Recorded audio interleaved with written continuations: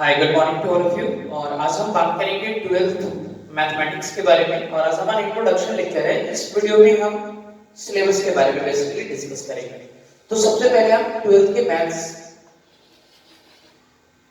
और 11th के maths में डिफरेंस बता दूं कि 12th का मैथ बहुत ही मजेदार है और कुछ ऐसे इसमें चैप्टर्स हैं जो 11th से रिलेटेड है और कुछ ऐसे हैं जो अगर आप 11th में नहीं भी पढ़े हो तो कोई दिक्कत नहीं है। बट 12th की कुछ ऐसी चीजें जैसे कैलकुलस की बात करते हैं, ठीक है।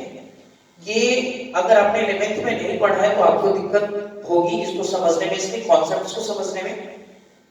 और ट्रिग्नोमेट्री हो गया, आपका प्रोबेबिलिटी हो गया, फंक्शन एंड रिलेशन हो गया, रिलेशन एंड फंक्शन, ठीक है।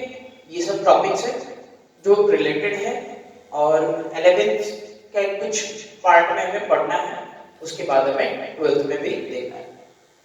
तो सबसे पहला जो हमारा सिलेबस है वो देखते हैं, सिलेबस के बारे में डिस्कस कर लें। तो रिलेशन एंड फंक्शन, जो पहला हमारा यूनिट है वो है relation and function. Second unit है ट्रिग्नोमेट्री यानी त्रिकोणमिति।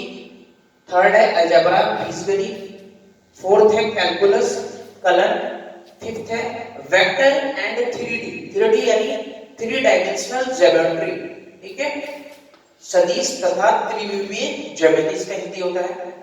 लीनियर प्रोग्रामिंग, रैखिक प्रोग्रामन एंड प्रोबेबिलिटी यानी प्रायिकता।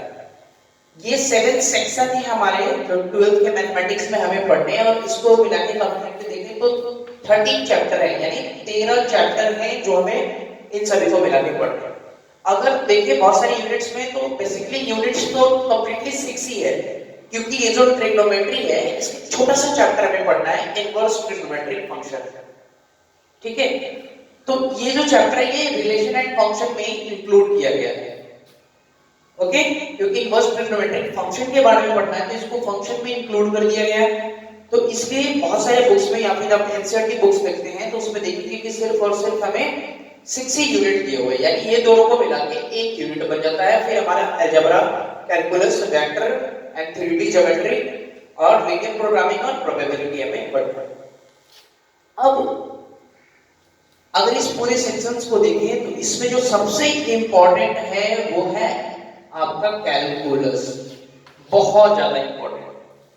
क्यों? क्योंकि 35 मार्क्स से सिर्फ और सिर्फ हमें 35 मार्क्स टू 40 अप्रॉक्स हमें सिर्फ और सिर्फ कैलकुलस से ही क्वेश्चन आते हैं हमारे बोर्ड्स एग्जाम में। अगर कॉम्पिटिटिव लेवल पर भी देखें तो ऑब्वियस है कि इसका चैप्टर भी ज्यादा पढ़ना है तो क्वेश्चंस भी इसी से ज्यादा आते हैं, कैलकुलस से। और कैलकुलस हायर मैथमेटिक्स के लिए कैलकुलस कोड होता है, अगर उसको समझना है तो कैलकुलस बहुत ही इंपॉर्टेंट है। कैलकुलस का हिंदी होता है कलन, ठीक है।